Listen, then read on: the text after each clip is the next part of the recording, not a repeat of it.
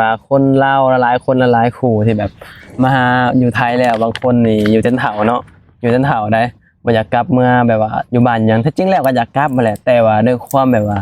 กลับเมื่อแล้วนี่มันก็เกิด สิเฮ็ดหยัง เกิดคำถามว่าเฮาสิกลับเมื่อหยังว่าซี่นะมันเกิดคำถามหลายๆคนเลยพี่น้องว่าเอ้ยกลับเมื่ออยู่บ้านเฮาแล้วมันเสร็จหยังว่าซี่นะเฮาก็หนึ่งในนั้นพี่น้องเฮา2คนก็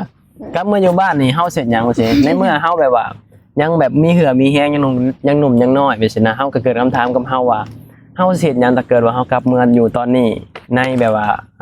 ในแบบว่าอายุยังเท่านี้ว่าซี่นะ เศรษฐกิจ เศรษฐกิจแบบนี้โลกมันเป็นแบบนี้นะมันก็เกิดคำถามกับคนลาวหลายคนแบบสิที่มาอยู่ไทยแบบสินะพี่น้องเนาะคนลาวมาอยู่ไทยนี่หลายเด้พี่น้องหลายแฮงสบายดีสวัสดีครับผมมื้อนี้เฮาก็อยู่คลองคือเก่าพี่น้องบรรยากาศอยู่คลองเนาะมื้อนี้ก็เฮาก็สิมาเว้าเรื่องเกี่ยวกับคนลาวที่มาอยู่ไทยพี่น้องเนาะว่าเป็นหยังคนลาวหลายๆคนแบบหลายๆคู่แบบบ่กล้าแบบว่ากลับเมื่อใช้ชีวิตอยู่บ้านจังซี่นะเนาะความคิดเจ้าคิดว่าจังได๋มันบ่มีรายได้ หารายได้บ่ได้ ที่บ้านเฮาจะกินไปหาหยัง แม่น ก็นอกจากได้เฮ็ดนากินข้าว กินข้าว แล้วก็บ่ได้มีเวียกมีงานหยังสิสิบ่ว่าให้เฮามีรายได้ค่ะนะนอกจากปลูกผักก็พอละปลูกผักเลี้ยงไก่เลี้ยงสัตว์ก็ฉะนั้นแหละคำว่าโรงงานก็บ่ค่อยมีก็จะไปหาเงินเฮ็ดได้ซะ แม่น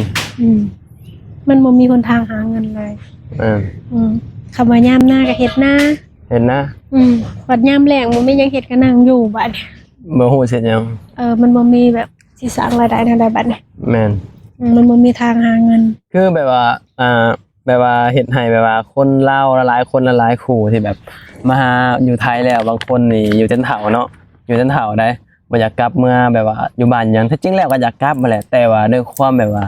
กลับเมื่อแล้วนี่มันก็เกิด สิเฮ็ดหยัง เกิดคำถามว่าเฮาสิกลับเมื่อหยังว่าซี่นะมันเกิดคำถามหลายๆคนเลยพี่น้องว่าเอ้ยกลับเมื่ออยู่บ้านเฮาแล้วมันเสร็จหยังว่าซี่นะเฮาก็หนึ่งในนั้นพี่น้องเฮา2คนก็กลับเมื่ออยู่บ้านนี่เฮาเสร็จหยังว่าซี่ในเมื่อเฮาแบบว่ายังแบบมีเหือมีแฮงยังหนุ่มยังน้อยว่าซี่นะเฮาก็เกิดคำถามกับเฮาว่าเฮาสิเฮ็ดหยังถ้าเกิดว่าเฮากลับเมื่ออยู่ตอนนี้ในแบบว่าในแบบว่าอายุยังเท่านี้ว่าซี่นะ เศรษฐกิจ เศรษฐกิจแบบนี้โลกมันเป็นแบบนี้นะมันก็เกิดคำถามกับคนลาวหลายคนแบบสิที่มาอยู่ไทยแบบสินะพี่น้องเนาะคนลาวมาอยู่ไทยนี่หลายเด้พี่น้องหลายแฮงเนาะที่แบบว่าหอบความฝันหอบความหวังพี่น้องแล้วก็บางคนก็หอบความสำเร็จกลับบ้านบางคนก็กลับมือเปล่าก็มีก็แล้วแต่คนมาหาเงินน่ะเนาะแล้วแต่โอกาสชีวิตแล้วแต่ภาระหน้าที่ครอบครัวแต่ละคนก็สิต่างกันอีกพี่น้องเนาะบางคนครอบครัวแบบว่าค่าใช้จ่ายมันหลายสิเนาะเฮ็ดเรือนเฮ็ดซ่านแบบสิมันก็ต้องใช้เงินบางคนก็อาจจะบ่มีเงินเก็บแบบสินะแต่บางคนอาจจะแบบมาหาแบบว่ามาหาเก็บแบบสินะบ่ได้แบบใช้จ่ายอย่างอื่นแบบสินะหมายถึงแบบว่าทุกอย่างมีแล้วสินะเพียงแต่ว่ามาหาแบบว่า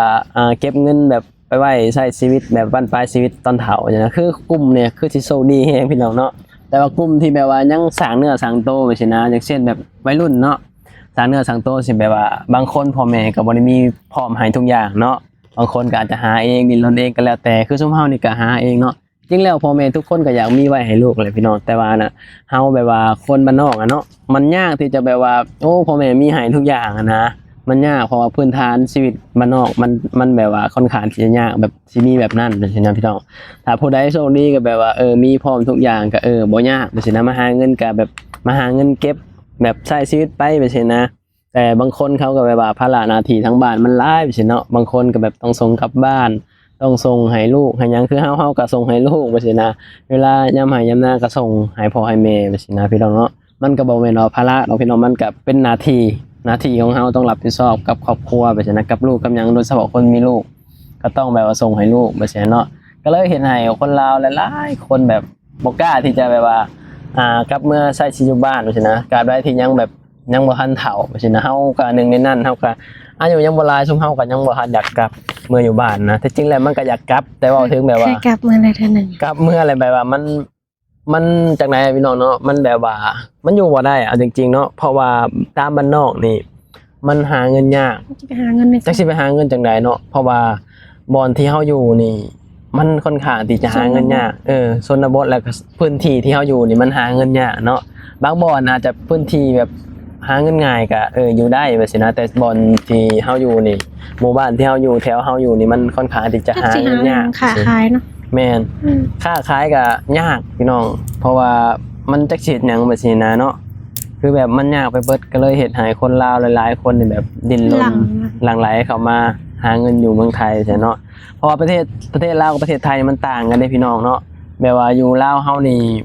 การเฮ็ดเกษตรนี่ก็ยังแบบว่ายังน้อยอยู่เพราะว่าพื้นที่มันบ่ได้อำนวยความสะดวกให้สมมุติว่าเฮาเฮ็ดเกษตรนี่สมมุติว่าเฮามีทุนเฮ็ดนี่เฮาเฮ็ดพอได้อยู่ได้กินนี่มันก็อยู่ได้บ่จำเป็นต้องขายก็ได้ สมมุติว่าเฮามีอยู่มีกินแต่ว่าปัญหาคือแบบว่าการเฮ็ดเกษตรบ้านเฮานี่มันยังบ่กว้างยังบ่ทันแบบเหมือนอยู่ไทยแบบนี้นะเพราะว่าอยู่ไทยนี่ยอมรับว่า1มาและแน่นอนแหละตลาดใหญ่แล้วก็2มาก็แบบดินดีน้ำดีแบบนี้นะคืออยู่ลาวนี่ดินประเทศลาวนี่เนาะพื้นที่มันแบบรวมๆแล้ว80%นี่มันภูเขาเบิดเด้พี่น้องมันบ่แม่นที่ราบเนาะที่ราบมันน้อยแฮงอยู่ประเทศลาวแบบนี้นะการเฮ็ดเกษตรตามแบบว่าโน่นนี่นั่นแบบนี้มันก็ค่อนข้างที่จะยากแต่ว่าถามว่ามีบ่คนเฮ็ดก็มีแต่ว่ายังบ่หลายเท่าเมืองไทยแบบนี้เนาะเมืองไทยนี่เขาเจ้าเฮ็ดหลายพี่น้องเฮ็ดการเกษตรเศรษฐกิจพอเพียงของในหลวงแบบนี้เนาะคือแบบว่าประเทศไทยนี่เฮ็ดแล้วมันได้ผลจริงเนาะสามารถเฮ็ดให้อยู่ได้แม่นแต่บ้านเฮานี่แน่นอนแหละ1มามันก็ น้ำ2มาก็แบบว่า ดิน3มาก็แบบว่าต้นทุนนี่แหละพี่น้องมันต้องใช้ต้นทุนเนาะเฮาบ่เชื่อดอกว่าเฮ็ดเกษตรพอเพียงบ่ใช้ต้นทุนใช้ได้คือมันทุกอย่างมันใช้เงินเบิดแบบนี้นะแม่นคือทุกอย่างมันใช้เงินเบิดถ้าเฮามีเงินเฮาก็สามารถเฮ็ดได้เนาะเฮาก็หนึ่งในนั้นเนาะแล้วก็อยากแนะนำแบบว่าคนลาวแบบว่า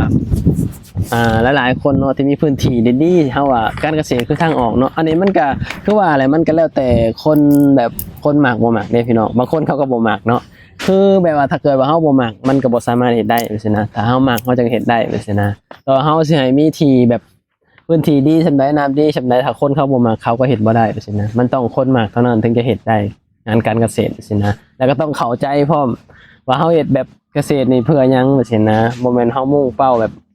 ขายอย่างเดียวก็บ่ได้อันดับแรกเฮาก็ต้องแบบ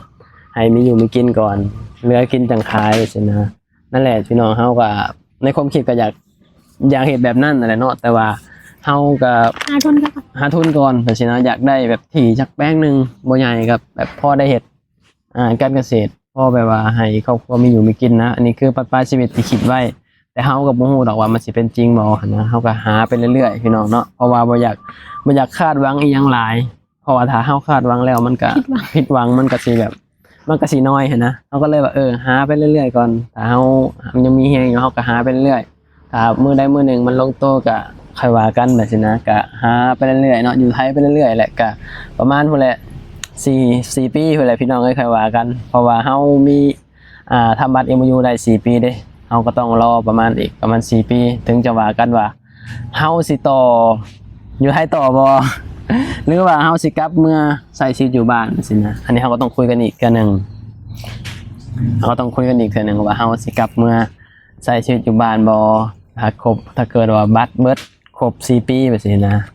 ก็ต้องเบิ่งก่อนว่ามันสิเป็นจังไดพี่น้องเนาะ